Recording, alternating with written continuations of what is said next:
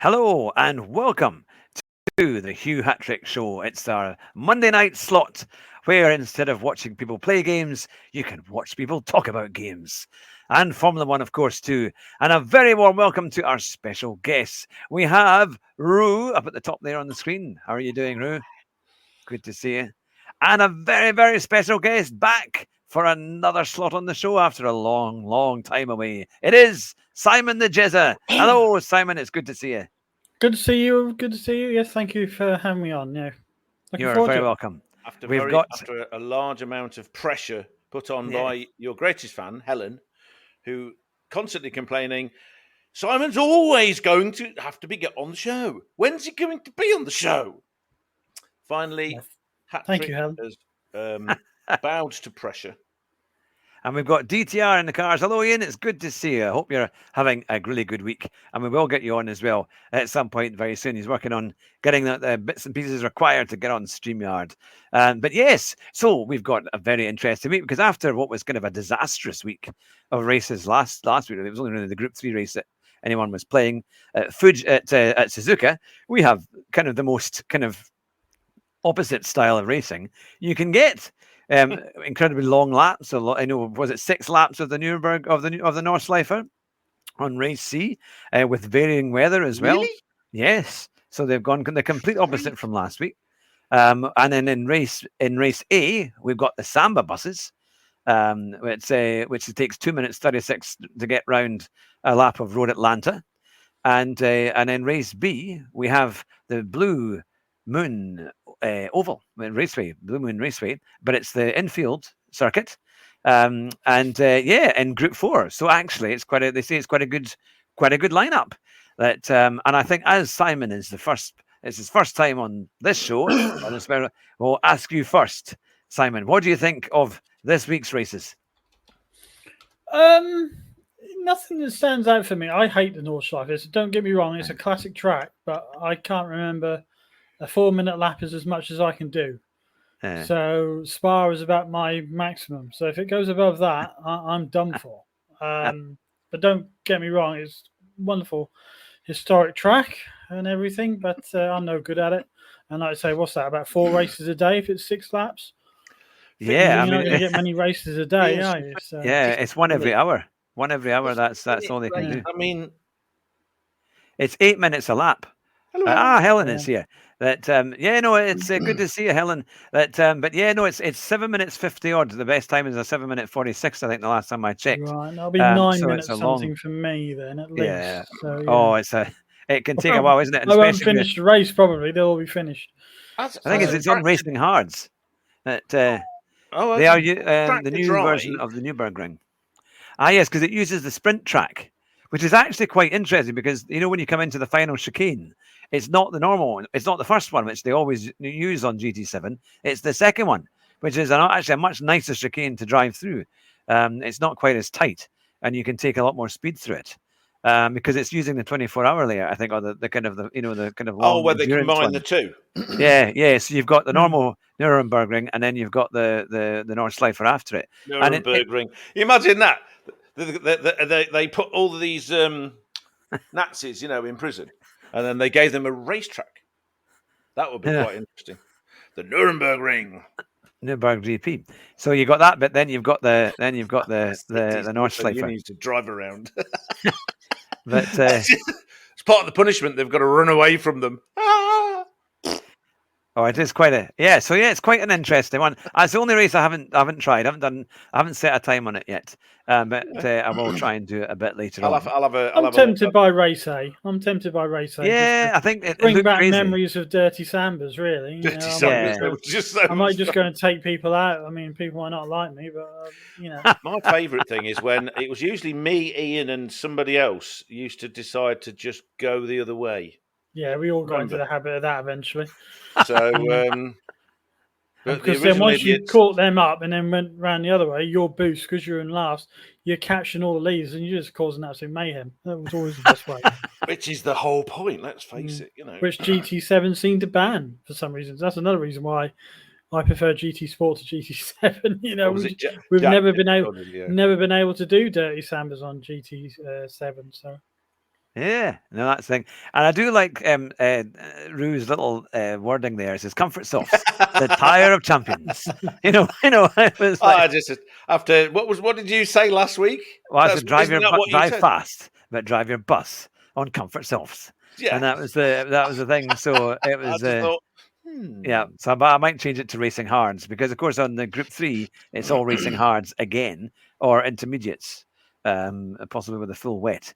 On the Nordschleife. I mean, the Nordschleife is a terrible track to race on. To drive, fine, but to race, where the hell can you get? There's only that's back straight. You can go past people, or if you're in front of them, they draft you and they go past you. So it's like, well, I thought more people would. All about your timing, isn't it? Yeah, I thought more people would be using the Supra because the Supra has been boosted in the recent kind of BOP thing. Toyota And it simply does 180 miles an hour. How much more boosted does that car need to be? Depends how much money they pay them. Yeah, I suppose so. Yeah. So that might, but I don't think they were using that. Toyota marketing department. I think a lot of people were using the M6 and then other cars, but I didn't see many people use the Toyota. So I thought, well, I might try that and just see because it's got the back end speed. So you've got lots of speed on the straight. You think that would be quite good. That would maybe help you pick up a bit at the end, and that. But isn't it a bit of a handful though? Yeah, it's one of these ones you got a short shift all the time, I think, isn't it? The Supra. But doesn't like all the bumps on the Nordschleife. Yeah, and the big curbs in it, you're going to stay off them. But those curbs. Aye. But no, you can the sort of the flat grey tiling, I suppose you call it. You can drive on that. Yeah. Stay away from curbs because the curbs go. Yeah, and chuck you off. For those people that remember Record Breakers in the 1980s with Roy Castle and Norris McGuire. Yes. Record Breakers and Cheryl Baker. Such a good show. I love Chris Akabusi, but he just wanted to Chris Akabusi. The man had he was such a fun guy. Is he still alive? Chris Akabusi. Yes, yeah. Is he still going? Eh? He's not that old. He's nearly as old as you, though. I know Roy McWhirter. Or no, what's his name? Roy. What's the one? Ross Castle. He passed away with lung cancer. Roy Castle. And he was one of the first people that he was because he wasn't a smoker, and he got it passively, didn't he? From the jazz clubs when he used to play his trumpet in the jazz clubs. Yeah. When he used to play his bicycle around his granddad's house. He had so many records of his own. Fastest tap dancer. Yeah. He used to play the most instruments. That was one of his records he had back in the day when he was doing that. And what he was doing was shoving a pipe and a trumpet mouthpiece onto various things that looked like a tube, like a bicycle frame. Yeah. So he literally, I remember him doing it on the show. He was playing about. He played one of the first people I saw that played a hose pipe. Yeah. Weird, but brilliant. Yeah. And Ross McWhirter. I used to have. My mum used to buy me the Guinness Book of Records, and until, let's say, 15 years ago, I had every single one from 1980 till about 15 years ago. And then I found in various charity shops and second-hand bookshops ones going back. The earliest one I had was a 1958. 55 was the first one that came out. Invented by Norris and Ross McWhirter, twins. To solve disagreements in pubs about facts. That's literally where they got the idea from. Well, that failed. Incredibly successful book, but I lost all of those. So you were saying, Simon, earlier on that you did have a go on race A. And how did you find it when you? I will do. I haven't done that. All I've done is a time trial in the 60s Honda at Spa. All right. That's all I've had time to do. It's too hot today. It's just too hot. Yeah, it's been pretty warm actually, hasn't it? I've been to Sheringham and back, and then I thought I better just have a go on something on GT7, otherwise I'll have nothing to talk about. And I had a go at that, and I struggled big time. I eventually got a couple of laps in there, but like I say, 2:34 was the best I could do. Yeah. I'm trying to think of the time trial they did on Thursday. What was the most recent time trial that they just did? Oh, they launched on with that Thursday because I did it. Porsche? Was it with that Porsche? Oh, yes, the 917? 917. That's right, 917 I got at in the Grand top Valley. 10% with that. I was so chuffed. I'm like, Yeah. what? I'm I mean, just because managed I to get was a gold time. rubbish, but I just was. Yeah. I Wanted to just look in managed the to do mirror to the. make sure that I'd not been swapped by some alien, just in case. Who's this guy? Yeah. Feels like But me. no, it was that was I managed to finally. It was very tricky. The last corner is so tricky on that one because you come through over the curb, and then if you don't brake, if you try and go with as much speed, you just end up going off and hitting the barrier, and that's your time invalidated straight away. Yep. But I just managed to What get track inside. was it again? It was the Grand Valley Speedway, I think, was it not? The original. No, it wasn't Grand. It was it was one of the original GT7 tracks or GT Grand High Speed Grand Ring? Turismo. Yes, High Speed Ring. Yep. I should have written. God, I didn't even play this game, and that was a good guess, wasn't it? Yeah, High Speed Ring. That's what it was. And Ian has said it was the Porsche Ian. 917 VGT. But no, it is quite tricky. But I realise as well that if you come through the tunnel and then you stay on the right hand side and then you kind of mount the curb, you can cut out about 3 or 4 tenths worth on your time because you're kind of straightening that whole corner. Basically, and then you come out. There's a lot of time to be had just in that last wee bit. But then the hardest part is that last corner to try and get that right, so you can keep the momentum. Oh, you can spin so easily around that tunnel, can't you? Yeah, that S bend on one side of it is such a pain in the bum. Yeah, and it was on racing hards. No. So I did a video on that on how to get gold. Just yes, I saw the video, and that's when I went on it. You see. Yeah.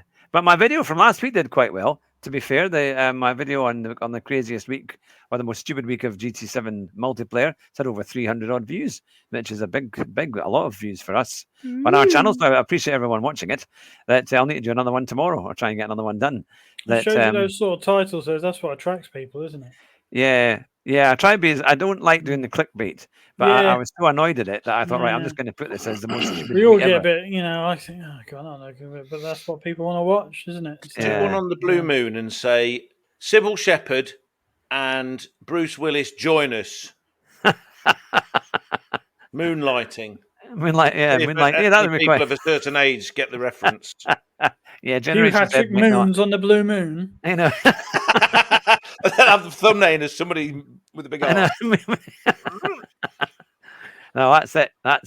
So to be fair, this week is kind of. I think they're kind of going to opposites, aren't they? They're kind of obviously people they were a bit fed up last week, and now they're going to these giant long races. Whatever the hell's going on, they're just on drugs, mate. Yeah, and then race B seems to be okay. Race A seems to be kind of it's probably a bit of fun to be fair. I mean, they did say you'd have a bit of a laugh when you play it. As I haven't done qualifying for it, but I think race A and race B look doable. I'm not sure about the Nürburgring. I think 6 laps of the Nordschleife, would be enough. I think probably 3 laps of the Nordschleife would probably be enough for me. But although it is, I wonder if I can help Simon here with a psychological trick. Okay, don't think of it as going on a racetrack. Do what I did when I first started doing it. You're going for a drive in the country. It's the A4. Yes, it's a good thing. So I go for a drive in the country and a spirited drive. But then you go back and you think, haven't I been here before? When you go around the next lap, you're going, I'm sure I've seen this bit before. Just pretend that all these people crazy in the way are the bloody tourists in Mid Wales. Where they're going along. They used to go around the corners like 3 miles an hour. Oh my God, trees and tarmac and woo! And then because they're all rich and they've got nice new cars, and I'm in my knackered old whatever it was, FSO or something. Versions. No, I used to carve past everybody in the FSO. Anyway, they go on the next track. They go like this. And I was in a queue. This is when I had the 1.6 diesel C-Reg Cavalier with 50. Count them, 50 brake horsepower. Such a bad car. The best I ever got out of it is 38 to the gallon, which is not what you want from a diesel anyway. And a heavy thing, saloon. And I'm like the 12th car in a line of cars sat behind a Cavalier 2000 GSI 16 valve 4x4 with 155 horsepower.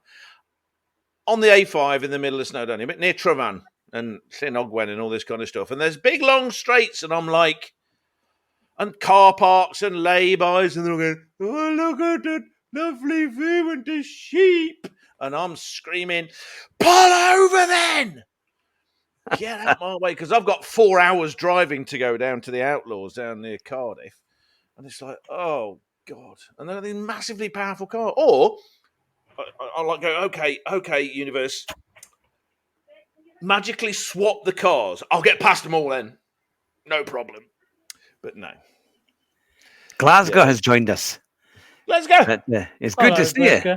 See you, Jimmy. He beat me. Glasgow beat me in the.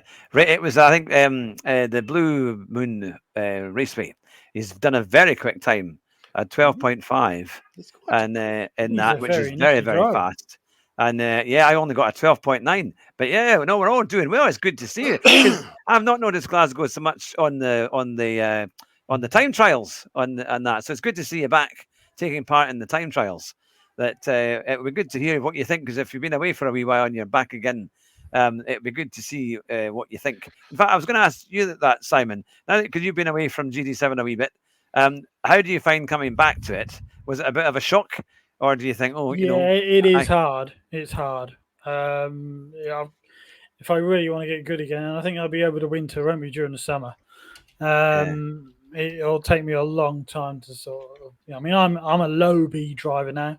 I had got into the low A's, but now I'm a low B driver. And as like for anyone, when you struggle, it's not as fun.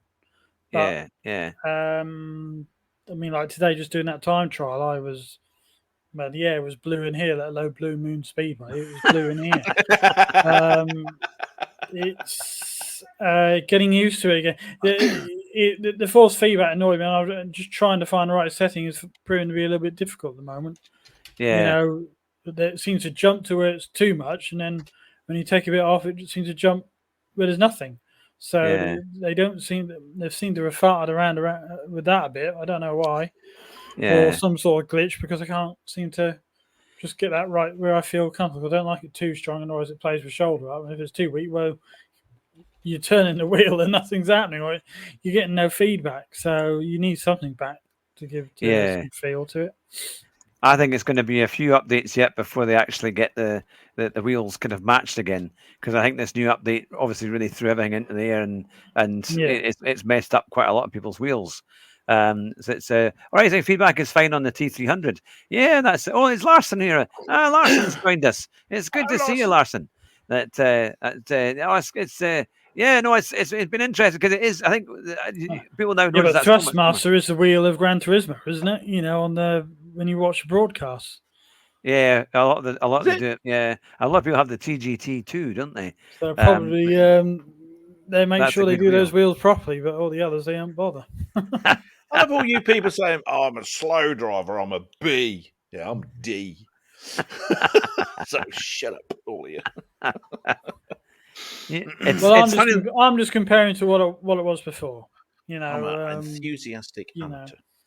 But it'll take time because I just don't. I don't enjoy being on it during the summer, especially when it's this warm. Yeah, you need air conditioning in the house. It's more of a winter thing for me. Yeah. I know a lot of people now have air conditioners in their rooms, and they have those fans that blow out the nice cool air to try and cool everything down. Neil is with us as well. Good to see you, Neil. Neil. This is a big night of streaming. We've got all the streamers on tonight. We've got Super GT then we've got Sparks Theory, and then you've got us. So we can you've got a choice of watching gamers or talking gaming. But no, Glasgow says I don't think you're slow. I used earlier. Very quick indeed, and Glasgow is B-rated too. But it's just so different. It's now a game where you've got to play it quite a lot to really keep your kind of memory of how it works in it, and kind of to be able to compete. And that is something. I bet Glasgow's a high B though. I'm a low B. I'm on a low A, and I'm just on my kind of tippy toes being able to stay in there. Yeah, that was always the best I could keep doing if Brands Hatch was on the combinations. Yeah, that was the only time I could get into being an A, or maybe Spud. There was one Spa one when it was Group 2s and Spa. On racing mediums, and I for some reason hooked up on that, and you get a combination. Then I was just putting in these consistent performances, and suddenly found myself back in A again. But then soon went away again. When otherwise you think, oh, I'll give these other tracks a go. Yeah, I must be getting better. No, it's just certain tracks I'm good at, certain combinations, and that's very few and far between. It's funny how you click with the track in a car or something. It just I don't know. It's like Brands for me is a death knell. You two both really like Brands, but is that what was it? The Expo, the last week's race. Oh yes, yep. Expo, and it's just God, that was awful. Yeah. God, all those tightening radiuses and off cambers and all this kind of thing, and it's like, oh please, Lord, shoot me. I just couldn't get it at all. I went back and had a go on ACC on PS5. Oh, and I thought, I enjoyed that more. And before, I didn't enjoy it originally when I played it, but this time, I'm only up against because I know that you can do. They've got their form of daily races now, haven't I? But I've got to get my safety rating up. So I was just having to go against the AI, and I was having a lot more fun with that. Compared to it. In terms of it was just it was going on Brands Hatch, but I was just enjoying it more, and I thought, well, I might go to this now, but it's just fitting the time. Quite a few people have tried it, haven't they? I mean, it is. I've only done one race, to be fair, and it was it only had about 9 people in it. But it's just an easier way also to set up the car. The way that you go and do the setups, it kind of makes a bit more sense. You can kind of see what it's doing, and you can adjust things in a small way, and then get an idea of how that changes the car. It's quite an interesting one. So that's been the big question. Now that's been out for about 5 or 6 weeks. In fact, I think they've just launched season 2 because I get the email from the SimGrid every week, and they're saying that they've just launched the new season is upon us. So they must be updating it all the time. A lot of people are now doing that 2 days. Or certainly the big streamers are doing it a couple of days a week. Now Glasgow has said he's noticed that you can't. It's very understeery. And I said that you can't brake and steer at the same time. You've got to be in a straight line when you brake to have any chance of stopping. That seems to be like when I was coming out to Blanchimont with the Honda. I span and I'm like I couldn't work out why, so I looked back at the replay and I was braking and turning at the same time. The back end just it's not going to do it. I would say it is getting more understeer, but I favour more slightly oversteer, so then I know I'm going to be slower. Understeer, I'm a bit like my hero Mansell. He always liked a car that points into a corner, and if it points in a little bit too much, then you can catch it.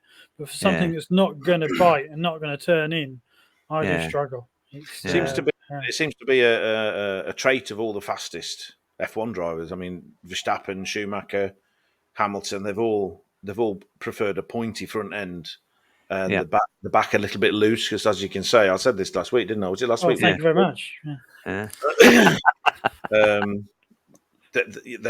You can control the rear, but if you can't turn in, you've got no accuracy on what you're doing with the car, have you? So, No, that's ham-fisted is like me, like a nice safe mini front-wheel drive. Larson is saying he finds that Sophie is more fun to race against than the daily punt fests that they have on the multiplayer. I think if you're stuck in some of these lobbies, it can be very, very difficult. What's these little emoticons telling you how how happy they are if you overtake. You're like so distracting. You're looking at all these little computer cars going. What are you doing? It's frightening. He said a bit earlier, Larson was saying that the feedback on the GR4 Tenza in the wet was amazing compared to before the physics update. And like I say, I'm finding there's a lot of detail in the feedback, and the slippier tyres have more grip than they used to. So that the comfort tyres before were just you on ice. There was no braking. If you did anything, you just lost the car. Now there's some chance to control them. I found. I mean, me doing the that crazy video I did where I'm being asked if the engine's been souped up because I was just getting bored watching myself go round and round, so I sped it up for the rubbish bits. Just showed the bits. Showed that I'd managed to lose the PlayStation crashed before I managed to save the footage of the actual fastest lap I did. So pleased with myself because I was only 2 seconds behind, the next slowest person. So I was at least in the that's all right. vicinity. That's not far. But as I got used to it, and I was finding the car, you could hear it squeal, and you could slide. You could slide the car like they used to slide. If that makes sense. Yeah. They used to drift these cars, didn't they? And like I say, I'm not particularly talented as a racing track driver in these games, but I was managing to do that. It felt really quite natural. So, yeah, that's what was such a surprise when I got in that Honda and I tried to do the Nordschleife and I kept spinning and then. That was because I put the wrong tyres on the back. I know it's a thing. Tyres on the back, and racing tyres on the front, and it's like, that's not. So it wasn't. It wasn't the physics. It was stupid. So once I got that sorted, it was different, but you could fiddle around. Another thing that Tisney noticed is that they'd changed because he apparently he takes screenshots of his setups. Yeah, and he noticed that the BOP settings for the Porsche, the RSR, the 911 RSR, which I always liked, thought it was a really nice car to drive. Now it's rubbish. He'd noticed that Phony Pony had changed all of the settings. And he changed them back to what they were before, and the car handled beautifully again. Why? Yeah. What are they doing? Yeah. They're crazy. I know it is quite a thing, isn't it? That and Glasgow is saying that they haven't stopped the AI cheating in the offline races, which is true because even on some of those, like some of the bonus things you have to do on the missions, when you're going to pass so many people and they just wipe you out if you get anywhere near them. I mean, they are really, really, really hard. And you kind of think, aren't my they? goodness. Yeah, vindictive little computer. I know it's quite a thing. So yeah, I think they're basically experimenting, aren't they? Polyphony are obviously just seeing what we'll take, seeing how we'll react every week to all these different types of races. But at least this week has been an awful lot better than last week. I'll give them that. At least the races you might actually want to do. I know a lot of people like the Group 3 at the Nordschleife. They've been raving about that.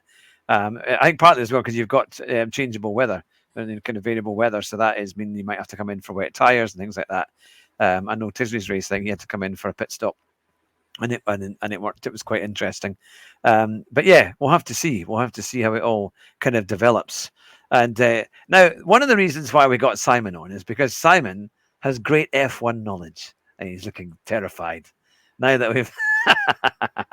And last week we were talking about we had a number of different F1 stories, didn't we? That you had found, Roo, with all your books that you have on F1. But Simon has been to some Grand Prix, hasn't he? He's been to a few at Silverstone, I think you were saying, in the past. Spa. Wow. Definitely been to Spa because he shared those wonderful photographs of the top of it's on my channel somewhere, the first lap, where I filmed it when they came up. We were at Kemmel Straight. And I remember it because you can hear the helicopter, that's filming it from above. Yeah. And then they're coming. And obviously, we didn't have a screen in front of us until I went. We got back home and saw the Grand Prix. Hamilton started from pole, so this was the last year of the V8s. Yeah, and he had a little wiggle through a Rouge and Radiance, and then Vettel just went straight up behind him and passed him before the end of Kemmel. And you could see where we were, and we looked right through the trees. There's like this gap, and you could see where Blanchimont was. And by the time they got round to that point, Vettel was already nearly 2 seconds clear, and ahead of the DRS. So we thought, well, unless he retires with an engine problem or something, that's race over. There was any chance of that being competitive was Hamilton keeping him behind him for a few laps, but that didn't happen. So, but it was a funny experience because it was damp in the morning and it took ages to dry out. It was not a nice day. It was a manky day, misty and foggy. If you don't get any sunshine, which we never really did, it just took ages to dry out. And there was always a talk whether that track would dry out in time for the race, which it just about did. But yeah, one hell of an experience. But if you expect, if you think Silverstone facilities are a bit naff, there's nothing compared to how bad Belgium or Spa was. Poor people having to go into the woods and go for a number one. And I remember the look on this poor young boy's face where he was looking and seeing what everyone else was doing, and he was horrified. He was absolutely horrified. He was, if I'd have been his age, just how I used to feel, it was like, oh god, yeah. All you had where we were at the chemical street were chemical toilets. There were no toilet blocks as such. The nearest ones were back down at the start. And honestly, the angle of going up the hill from bottom of Rouge up to, God, it was steep walking up there. And walking back down, it seemed dangerous. That's what the word means, radial. Steep. Do they give you a bus? Is it not like a bus that goes around? It's not joking. It is steep. It really is steep. Well, it was. I mean, did you go for a walk? I can't remember. You might have told me this in the past, but did you go for a walk down towards the customs house, customs corner, the original track? You see, Eau Rouge, the left-hander over the river, L'Eau Rouge, red water, went off towards the customs house, and it's got a hairpin at the end, and then came back at the top where you were sat, presumably. And I probably didn't know all that then. Connected them with Radion. They sort of shortened the track. All that bottom area was like an open sort of like paddock bit, and that's where we walked in from our car park, which was like a field, about 500 yards away. And that's where we walked in, but it wasn't obvious. If I'd have known to look for it back then, I would have probably looked for it, but I didn't. But no, I didn't know it was back then. We walked, when we first got in here, we decided to walk all the way, trying to find where we were going to sit, all the way down to the far end of the Kemmel, up to the Cum. Yeah. And then we walked all the way back, thought, let's go and see if we can find somewhere near the source, maybe up near the start and finish straight. So we walked all the way back around there. And thought, no, it's a bit busy around here. And we walked all the way back to Kemmel again. My legs were killing me by this time. But yeah, we just found a spot on the verge, shall we say, along Kemmel Straight. Yeah. I miss the old Hockenheim. That was another one where you get full speed, massive stupidity going high speed down there. Somewhere I'd like to go just to be able to go and walk the old track, really. Yeah. A lot of people do that, and they do enjoy it, isn't it? I'm because surprised. It still looks great. It still has the bits where the track was through the trees now, but I think it's overgrown. Because they got rid of it all. I kind of think they lost. Did a documentary on what happens if all the people in the world disappeared and what the cities would look like. It's a bit like that. All the trees and the plants coming back. It's amazing how quickly it has taken it over, though, isn't it? Yeah, well, I think they did. It doesn't seem that long ago. They were racing down there at full throttle. Yeah. I think they took away all the track, though. They took away and they replanted it. I think they grassed it over. They must have done, because it wouldn't have grown up like that. There's a video. That channel I've mentioned to you guys before, Forgotten Tracks or something like that. Forgotten. He went on there, and I can't remember. It's been a while since I've looked at it. I stopped watching it because the guy that does the films is a Netherlander and Nederlander, and he was great. And then he got some English idiot that can't pronounce anything, and it's like, it was just so annoying. Yeah. Now, DTR is saying, what do you think about the update Monza? Oh, okay. They've refigured and tarmacked the first chicane, haven't they? Redone all that. Oh, they've resurfaced Variante del Rettifilio. Yeah. That's another one that winds me up. They've reconfigured it slightly. It doesn't look a lot different, but it's definitely been re-tarmacked and everything. I'll have to look at that. Yeah. Well, because before, in the old days, it was the other way around, isn't it? It was called the Rettifilia, and they used to come in. Now it's left to right. No, the first chicane at Monza. No. Rettifilio means a straight. The word means a straight. So there are several Rettifilios, and then a variante is a corner.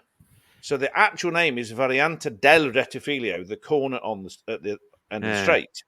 So all these F1 idiots that get paid too much to get it wrong are calling, he's going around the straight, which is why I used to have this laugh with some of the Geordie I knew that used to go, well, you got all of these like racing cars, and you know what they're doing. They're like they're circulating on the street, like. And so I used to say they're circulating on the circuit, which we thought was funny. Mind you, he was from I Seaham. remember Murray He's from Walker. Seaham, and you know where that is. Even I Murray remember called it the Rettifino. Yeah, because he's coming in and it was a left. It was a left and a right. In fact, was it not two? Wasn't it? Was it not like it had two? They were coming in. They were right. sort of slightly dinched to the right a little bit. Then they go left, right, then left, right again. Yeah, and that was it. That configuration, and then they changed it again, and then changed it to this configuration. Yeah, I always wondered why they changed it the first time because it seemed to be quite a. I mean, it'd been like that for years. That it was, and it always seemed quite. They've always quite good. got to fiddle with things. That's what these people do. They fiddle with things just to mess with us. I remember now. Here's one for you, Simon. 1996 Italian Grand Prix at Monza. Who was leading by the first corner? Which when 90 what? Damon Hill was on pole position, but he was not leading at the first corner. It was somebody else. Was it Jean Alesi? It was, and he led. He was sixth on the grid. Yeah, and he got was this good at starting, start. wasn't he? He was in the Benetton, brilliant. wasn't he? Yeah, or the Ferrari. Was it the Benetton at that year? That's right, 96. Yeah. He just come out of Ferrari. He'd been Ferrari the year before, and then I remember because Murray says, Jean Alesi has had one of his meteoric starts and leads at the first corner. And it was great. It was fantastic. That one of those drivers who should have been a world champion should have gone. I mean, it's only because Mansell went back to Williams. He should have got the Williams. Alesi wasn't there, isn't it? He made a big. I mean, who knew how dominant the Williams FW14 FW14B would be? But I suppose the lure of the Maranello and prancing because he's a French Sicilian, wasn't he? He was the but I did like Jean. Yeah, he had that kind of 10-2 driving position. The hands on the bit, wasn't it? Yeah. And then those old Ferraris where you used to get these great onboard shots because they had the semi-automatic box. I think I used to love watching them because you could really see so much of it. It was the first time you could really get an idea. And of course, you heard that engine howling away to 17,000 RPM and just the most incredible. And even I never forget being at Silverstone in 1992 and hearing them Ferrari V12s. Yeah, I thought my ears were going to bleed as a child.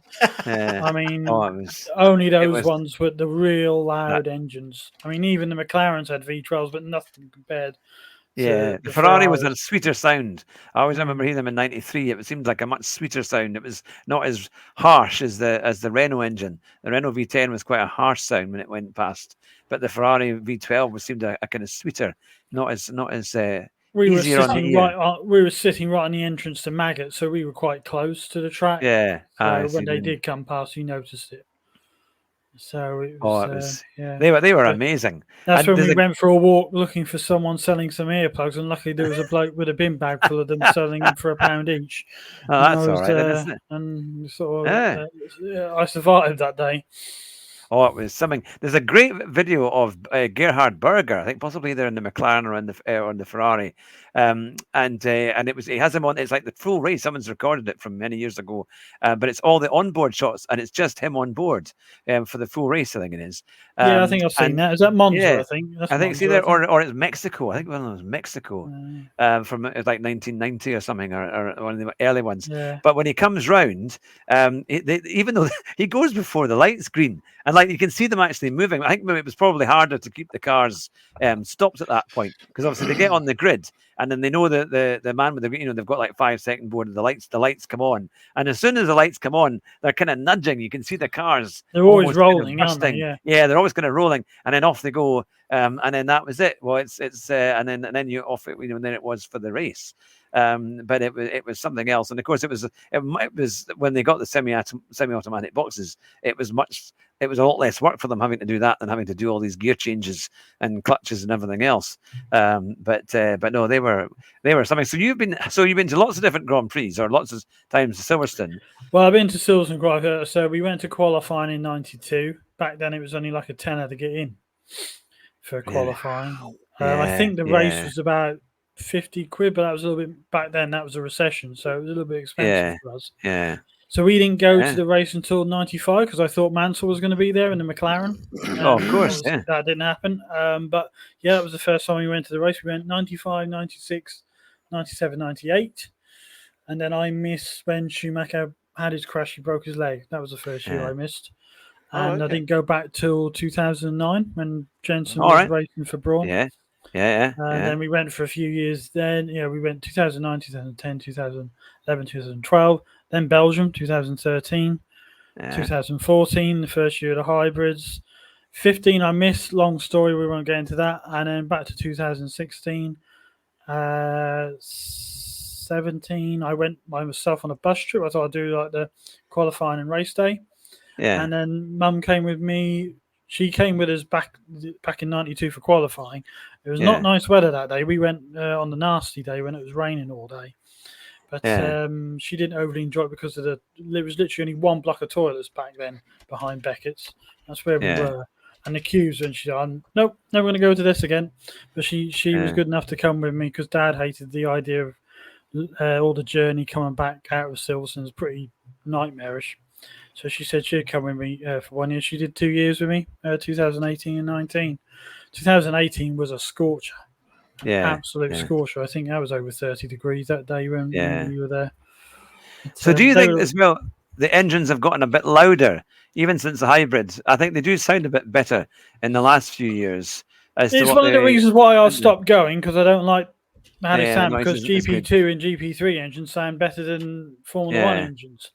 Modern Formula 1 doesn't interest me quite as much now, especially they're too big. They're, I don't know. I hate DRS. I really do. I hate it with a passion. It's taken away driver skill even more than it ever did before. It's just you push a button and then they just breeze past. I mean, it's not racing. They're making it more, aren't they? 2026. Are they going to have DRS for the front and the back wing? Oh, that's just. I mean, certain tracks don't need it. Certain tracks do not need it. Monza, Spa, you get a good tow. Drivers should be able to get past each other as it is, but not. No. It's for me. I think I look at it like touring cars do with their hybrid at the moment. Give them 7 laps of DRS, and they have to think about when to use it. And then once they've used it, they have to use their own skill to get past people. But I think it's got to be changed. We've got to get out of this idea of DRS, but I got a feeling it'll never happen because it's now not a sport anymore. It's a show. It's entertainment. Yeah, that's the thing, isn't it? Media came in. That's the problem. But that's why I'm going to the Silverstone Festival in a couple of weeks, because that's got all the classic stuff and all the problems. I'm going to be there too. I'm going to be there on the Saturday. On the Saturday. I'm there on the Sunday. Oh, I'm going there with my son on the Sunday, on the Saturday, but on our way back. But you'll have Bruno Senna's there on the Saturday. Oh, that should be good. He won't be there on the Sunday, so which is you'll enjoy it because it is really good. Getting a bit expensive now. That's the only thing it was £100. I'm finding with Silverstone now. They're taking the mick now out of fans in this country. I mean, I don't know if you saw MotoGP. There were empty grandstands. Really? It's getting quite bad. And the thing is, it's not worth it, because you think Silverstone's so big. If they actually put the prices down, they would absolutely storm it. People would come. Yeah. They would make the money. Yeah. They would absolutely make the money out of it. But they didn't sell out this year, did they, for F1? So did they not sell out for F1 either? I don't think they did. No, I don't think so. Oh, just call me Ebenezer Scrooge. I want your money. Now, Glasgow's come up with a good quote. He's saying that a friend of his did the whole weekend at Baku for £140 while he was working there. I'd love to go there. That looks like a really Baku, cool I think it's one of the better ones, actually. I think it just looks like a really nice place to go visit. It looks a bit like Monaco with all the buildings and but without so much plastic on people's faces. Surgery. I don't know how they have all that plastic surgery in Monaco, because it gets quite hot there, doesn't it? You'd think they'd melt. Yeah, it's quite a thing. Although, to be fair, they have all these, in Monaco they have all the air conditioning and all these special, covers so that everyone who's in the VIP areas don't feel the heat. They're watching it from their swimming pools on their yachts and different things. So you can watch it quite cheaply if you go on one of the embankments up on the Monaco kind of hillside as well. I remember a few people did that.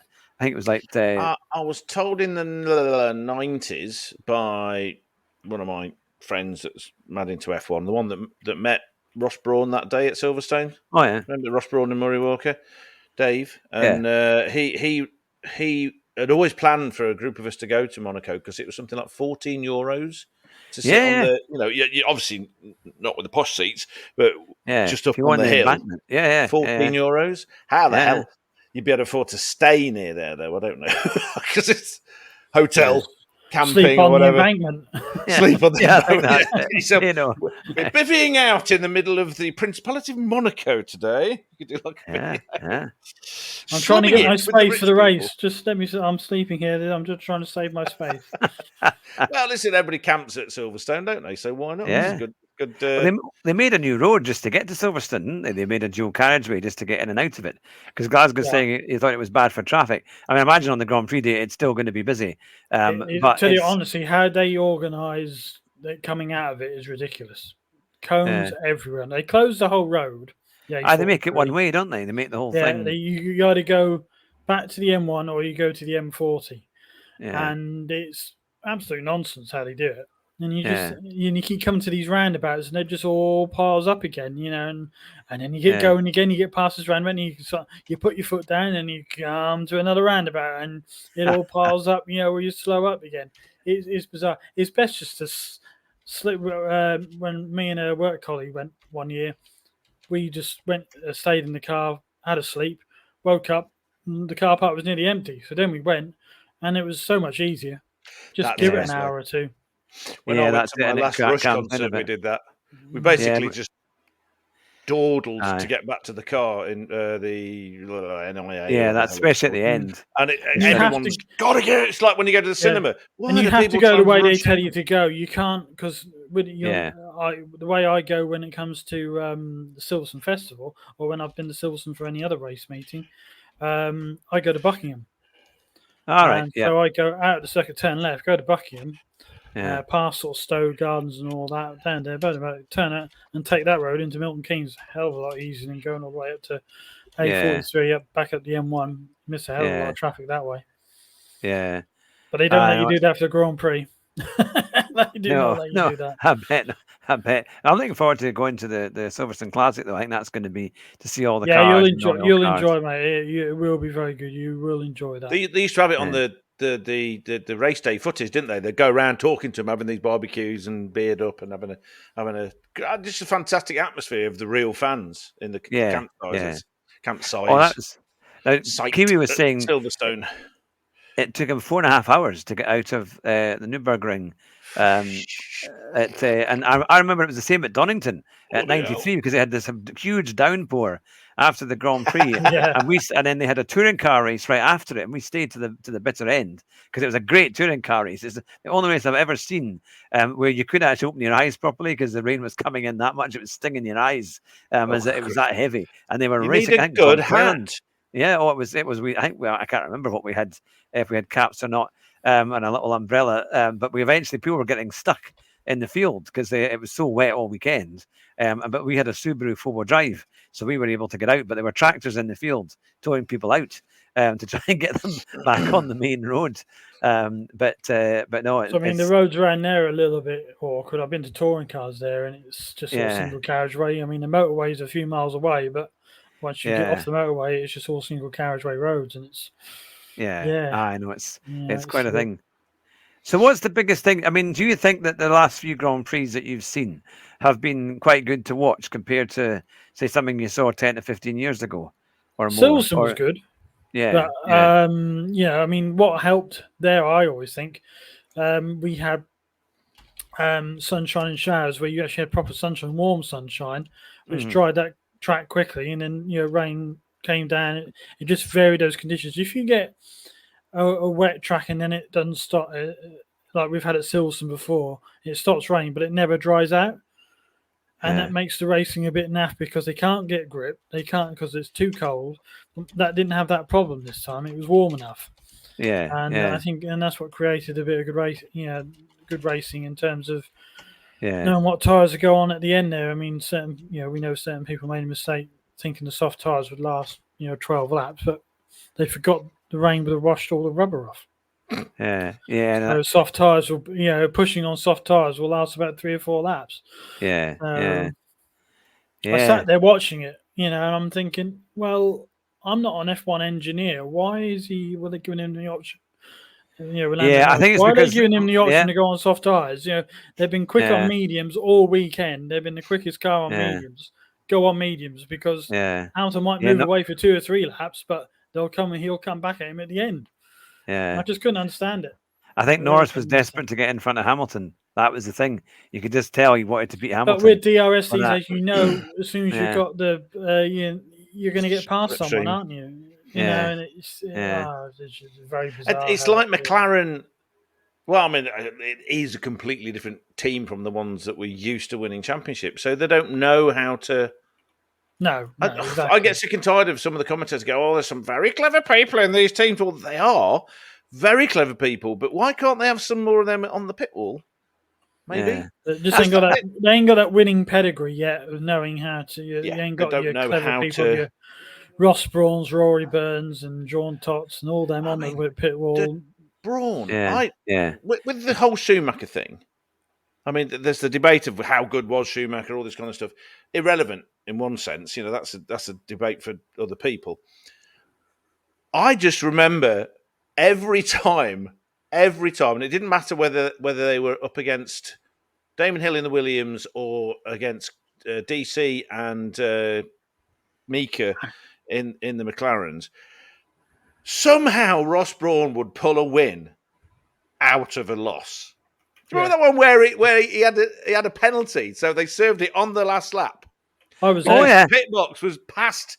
I was there. We didn't know what the hell was going on. But it's like, I've won, and everyone's going, "Oh, that's cheating." He didn't come round. Genius. Hackett and all them came round. We thought, well, who's won? And he got it. He crossed the line. The commentators were going, well, we don't know what's happening here. So we were all out until he came round. Schumacher came out of the pits, all waving at people, going, I thought, well, obviously he's won. Yeah. So it was really bizarre. We were absolutely, everyone around us was in total like, well, what's happened there?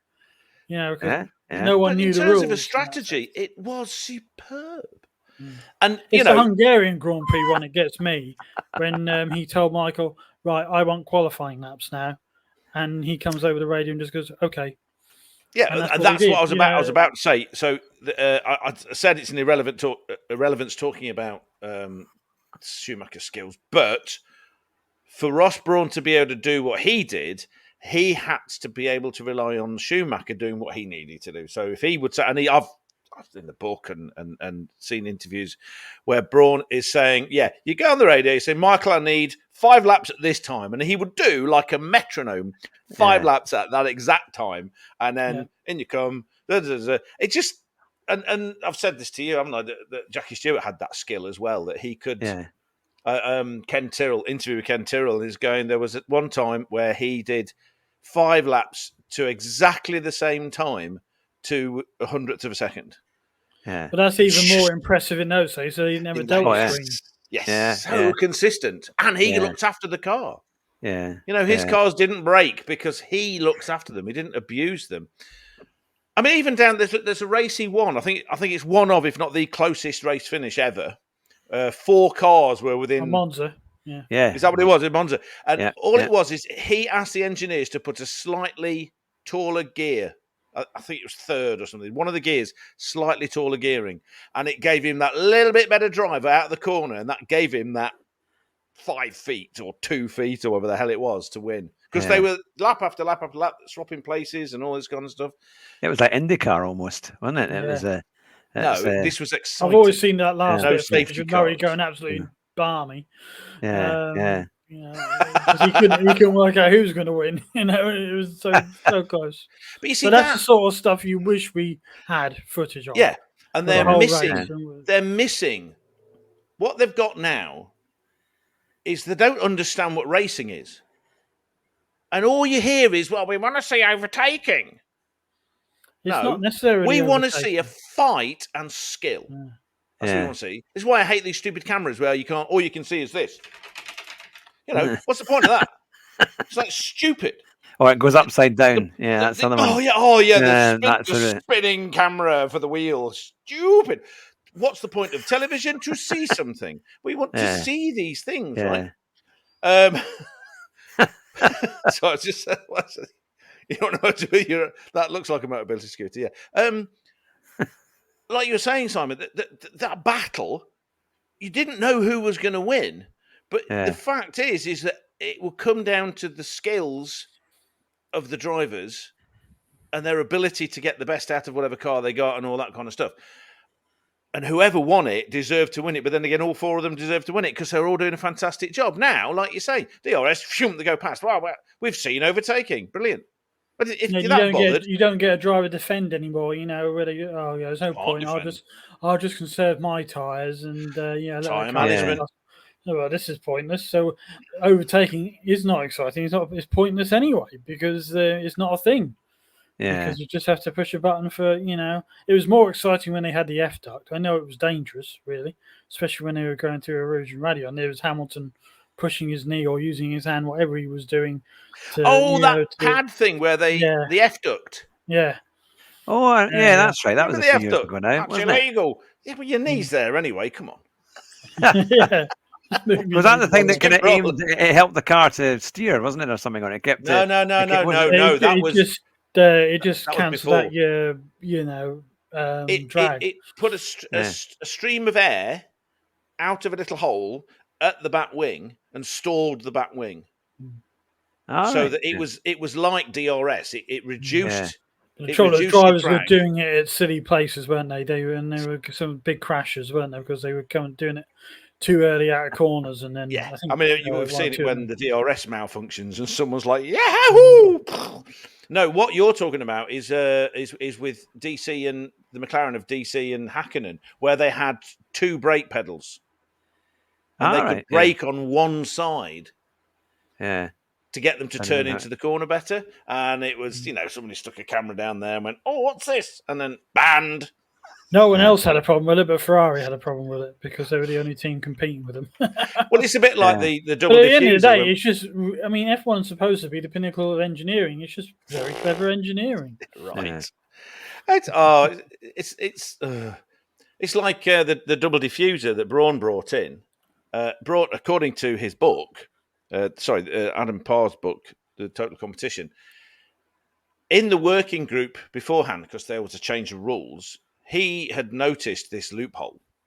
So without sort of being specific about the loophole, he went and said, we need to tighten up the rules around the diffuser area. But didn't they all agree they wouldn't do it? Is that one? Two teams vetoed that. Yeah. Renault and Red Bull. That's right. Yeah. Because they thought they had an advantage there. And if it got messed around with, they wouldn't have it anymore. So the season comes on. He's got this double diffuser. Two teams, when they were losing, protested it, and it was Renault and Red Bull. Another one beginning with R, yeah. Funny how that works, isn't it? I hate that politics. I mean, I know it goes on and it's like a soap opera, but it just when they all act.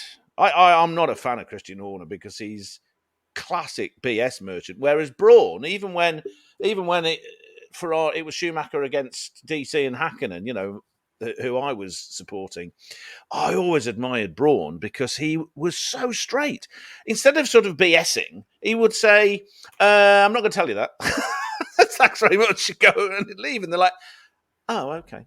So you don't get 10 minutes. Oh, well, nice weather, isn't it? None of that. He says, no, I'm not telling you that. And then, remember the barge boards thing? Yeah. When they were in the Ferraris and they had these illegal barge boards because McLaren was trying to stop them winning. And he said, well, I can't tell you anything about it because it's going through the court system. So I can tell you nothing. Sorry. And then at the end, he explained the whole lot. He didn't keep it secret just cause. He explained the whole lot. Well, this was our thinking. This is what we thought we were doing. They've deemed it illegal. Okay. Bye-bye. Again, yeah. I love the guy in interviews. They should just do interviews with Ross Brawn. Just Ross Brawn. Nobody else. Oh, and Patrick Head, because I just loved hearing Patrick Head sound like he sounds like someone that should be in charge of an artillery unit. Melted. Yeah, he sounds a bit like a headmaster as well, doesn't he? Yeah, a very smart man. But I told him, don't do it. Now, did anyone see Kiwi is talking about a special Nations Cup race where Lopez must have come back from the back of the field and did really well. I don't know whether he actually won it or not, but Kiwi was saying it was amazing and definitely worth watching. So we'll need to go on YouTube and try and find that. Because it's similarly says all F1 races should be like the last Nations Cup final. Because that would be something. But Glasgow is on his way. But good to see you, Glasgow. Thanks for joining us tonight. You take care. Good to see you. Enjoy the Glasgow weather. Mm-hmm. It's always warm and sunny in Glasgow. That I had friends that went to Oban, which is north of Glasgow, and it rained for a week. But it was good in Glasgow. It was a nice meal there. Yeah, we did a bit of a thing. We did a special trip. We wanted to go and see dolphins, and there was this thing. If you go to, I can never remember the name of the place, but you go through Oban a little bit further, and there's all these. There's a famous island that is a slate quarry, and it's hollow. Yeah. They've hollowed out this island just off the coast. Had a really good time. Didn't see any otters or. We saw some seals. Didn't see any. And it's one where they got this massive whirlpool, which it's a strait. There's like a shelf of rock under the sea, and this strait between this island, and it's like called Witch's Place. That's going to kill you with the tides place. A bit like the Menai Straits, but worse. Mm. And it's just whirlpools and all this kind of stuff. It's fantastic. Loved it. Oban's a very pretty place. Didn't rain when we went, so we don't get. If it doesn't rain, you'll get eaten by the midges. That's Scotland. What the hell's wrong with you? It's the Highlands.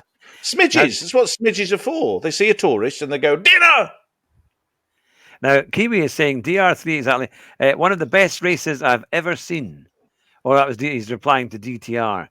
So that must be for this Nations Cup. We're going to have to watch that and find out what it was all about and see what it was like for next week. And we can bring that up as a discussion point.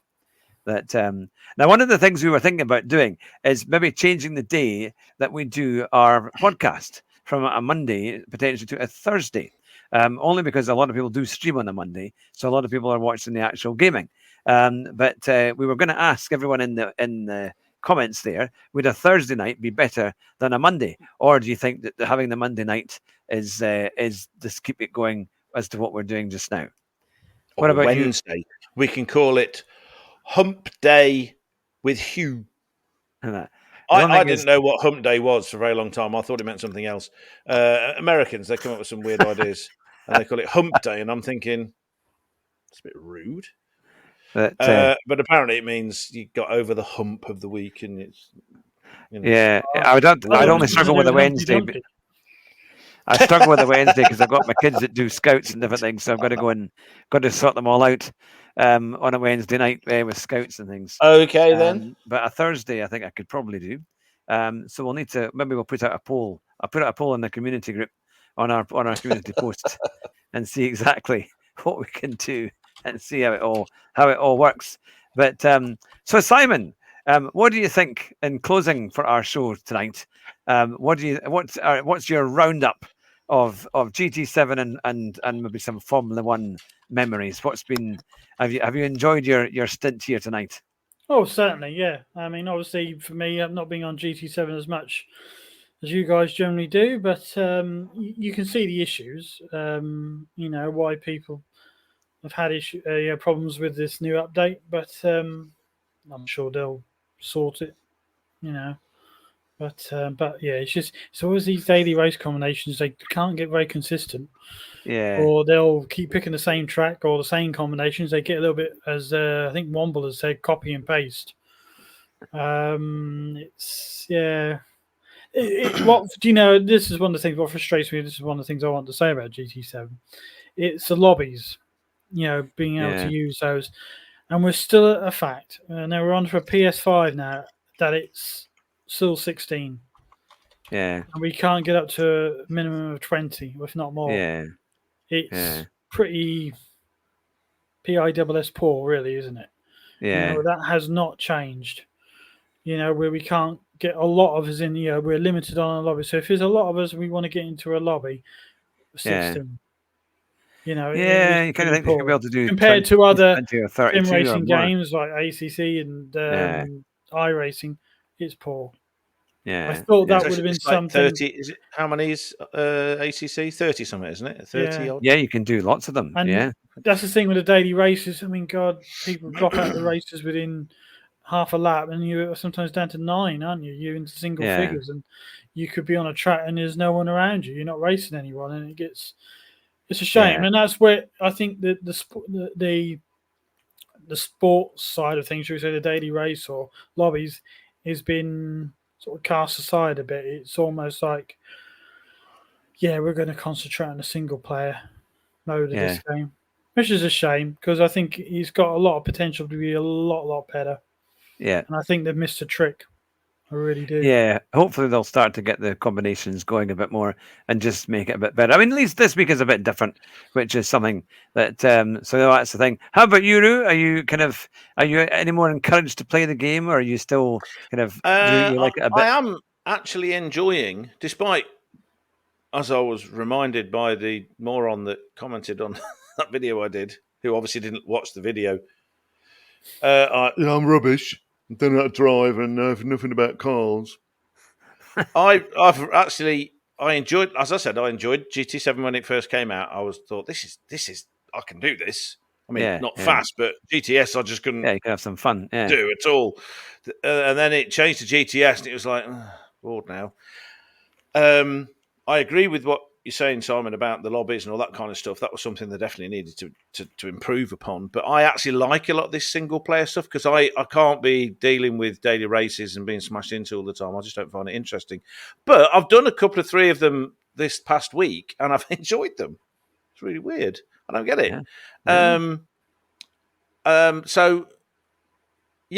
It's if they could increase the torque of the force feedback. Keep the detail they've got now, but increase the torque on it so it feels a bit more.